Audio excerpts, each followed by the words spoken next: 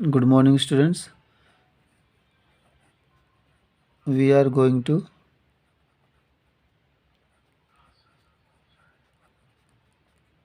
Determiners यानी कल हमने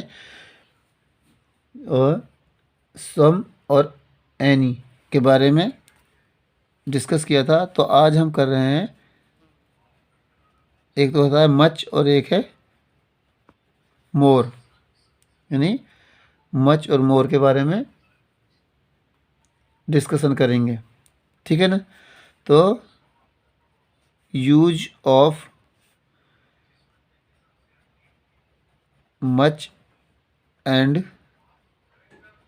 मोर, मच और मोर के बारे में हम डिस्कशन करेंगे। तो यहाँ पर है फर्स्ट ऑफ ऑल मैनी का अर्थ होता है बहुत, अनेक, यानी a great number, a great number. इसका यूज़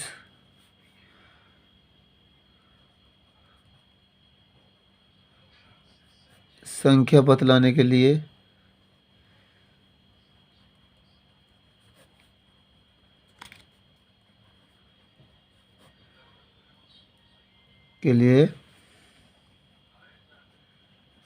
प्लूरल काउंटेबल नाउन के साथ होता है। ठीक है। तो मैनी का अर्थ होता है बहुत या फिर अनेक, या अगर हम इंग्लिश में इसका नंबर वो मीनिंग लें तो ए ग्रेट नंबर। ठीक है। तो एग्जाम्पल के तौर पर हम यहाँ लेंगे इसको क्या कि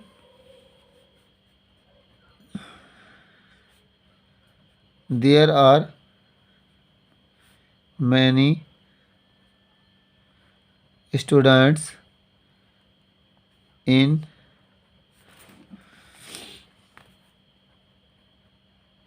माई स्कूल। तो यहाँ पर यह है मैनी, तो देयर आर प्लूरल है।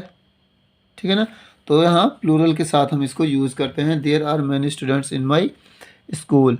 या फिर हम यहाँ जैसे इसको ले सकते हैं मैनी पीपल वर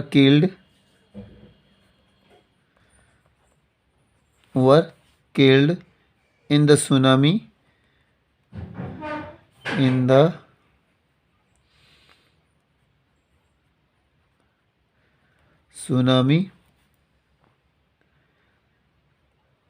वेव्स। ठीक है। अगर इसके क्वेश्चन मार्क हम इसमें ले, जैसे हाउ के साथ अगर हम इसको जोड़ दें तो यानी कितने, हाउ मैनी बॉयज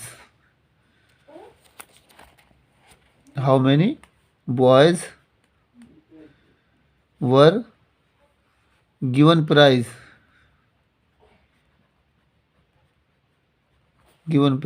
तो इसका मतलब है कि जो यह मैनी है प्लूरल के साथ आता है और ऐसी नाउन उसके साथ आता है जिनको हम गिन सकते हैं, काउंटेबल हो। तो अगर हम इसके साथ हाउ के साथ हम इसको यूज़ किया तो हाउ मैनी किसका मतलब होता है कितने। ठीक है। तो how many boys were given prize, कितने सारे बच्चों को इनाम दिया गया। ठीक है। उसके बाद है हमारा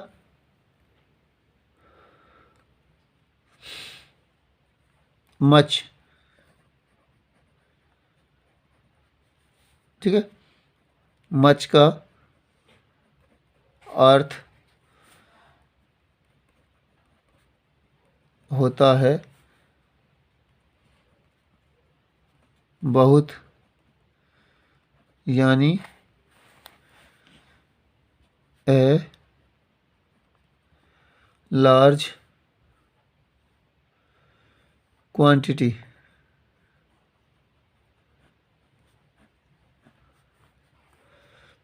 ठीक है। तो इसका यूज मात्रा, क्वांटिटी को बदलाने के लिए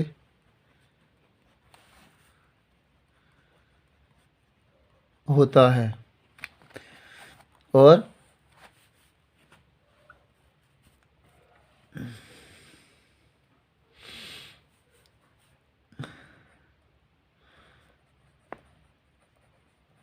इसका यूज़ अनकाउंटेबल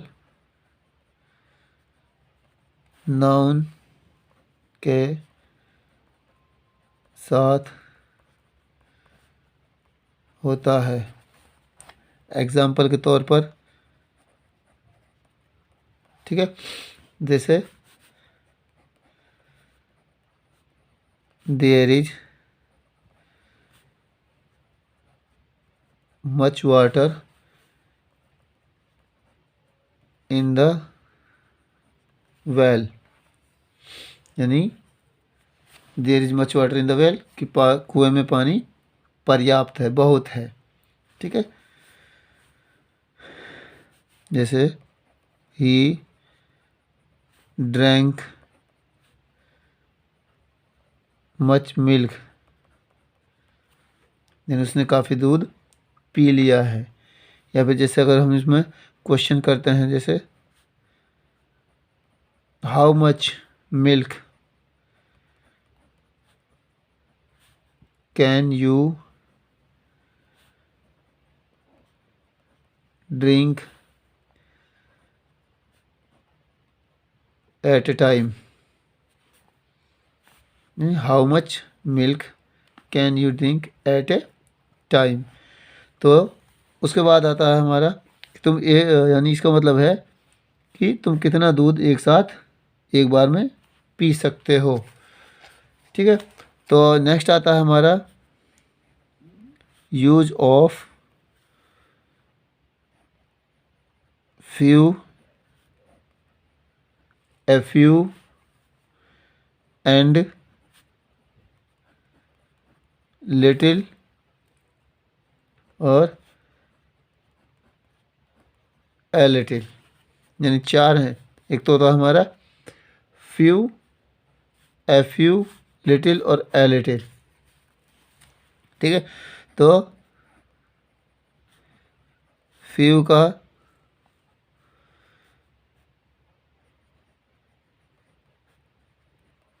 अर्थ होता है कुछ नहीं, यानी फ्यू को हम नेगेटिव फॉर्म में यूज़ करते हैं। ठीक है, नॉट मैनी, नॉट मैनी, या फिर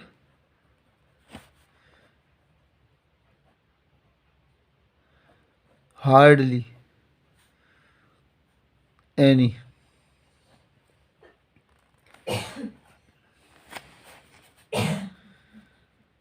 इसमें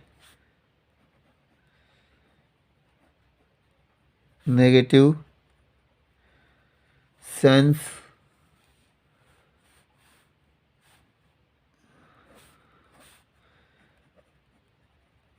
निहित निहित होता है।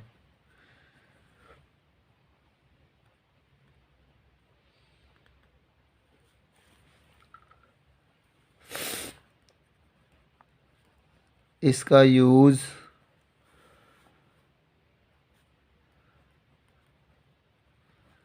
संख्या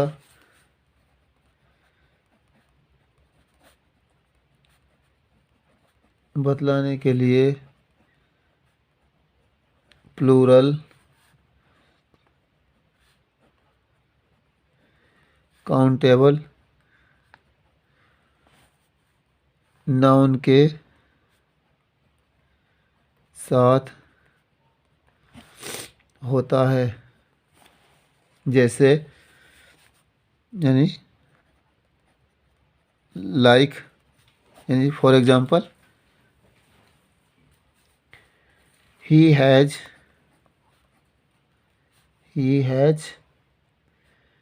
फ्यू बुक्स, यानी उसके पास कुछ किताबें हैं। तो यहाँ पर एक नहीं कई किताबें हैं, तो इसका यूज़ यहाँ पर प्लूरल काउंटेबल नाउन के साथ होता है। तो यानी बुक्स, कई सारी बुक्स हैं, तो फ्यू यानी उसके पास कुछ हैं, यानी ना के बराबर है। तो इसका अगर हम इसका नेगेटिव जैसे करते हैं, he has not many books, he has few books, तो इसका मीनिंग होता है he has not many books, या फिर he has hardly any books, यानी तीनों का सेंस एक जैसा ही है। ठीक है ना। तो इस तरह से हम इसको करेंगे। तो इसका जो फॉर्म यानी इसकी जो मीनिंग निकलता है वो नेगेटिव फॉर्म के में ही निकलता है, यानी ना के बराबर कोई चीज़ हो उसके बारे में बतलाने के लिए हम इसका यूज़ करते हैं।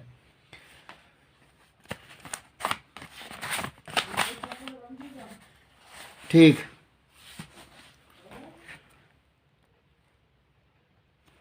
उसके बाद है हमारा FU।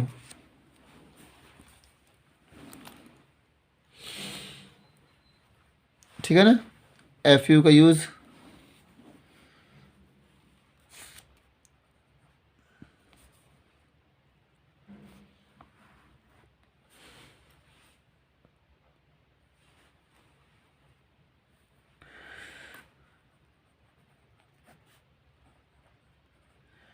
इसका यूज़ और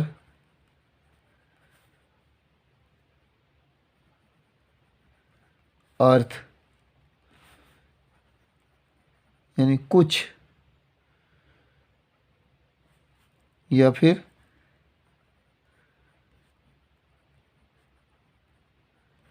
कम से कम कुछ, यानी फ्यू से थोड़ा सा ज़्यादा, यानी ए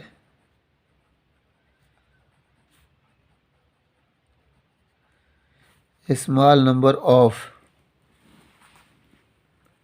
यानी at least some in numbers, at least some in numbers. ठीक है। तो इसको हम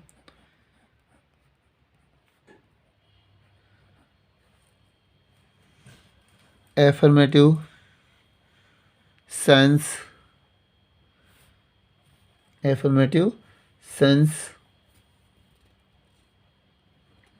में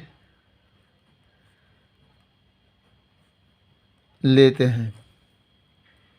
ठीक है ना। तो अब हम इसमें जैसे हम इसको किस तरह से करेंगे, तो जैसे ही हैज़ जो एग्जाम्पल हमने फ्यू को दर्शाने के लिए या उसको डिफाइन करने के लिए लिया था, वही हम यहाँ पर ले रहे हैं। जैसे he has a few books, तो इसका हम दूसरा जो सेंस निकलेगा वही निकलेगा कि he has a small number of books. ठीक है। तीसरा हम इसका जैसे ले सकते हैं कि ही हैज़ एट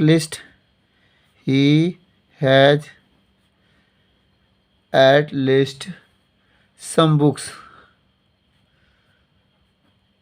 यानी उसके पास कुछ किताबें मौजूद हैं। ठीक है ना। तो इस तरह से हम इसको कर सकते हैं, और इसको हम कैसे बहुत सारे सेंटेंसेस इसका इसको प्रैक्टिस कर सकते हैं। तो डियर स्टूडेंट्स, आप इसको राइट डाउन करें और इसकी प्रैक्टिस करें, ठीक है ना। Thank you.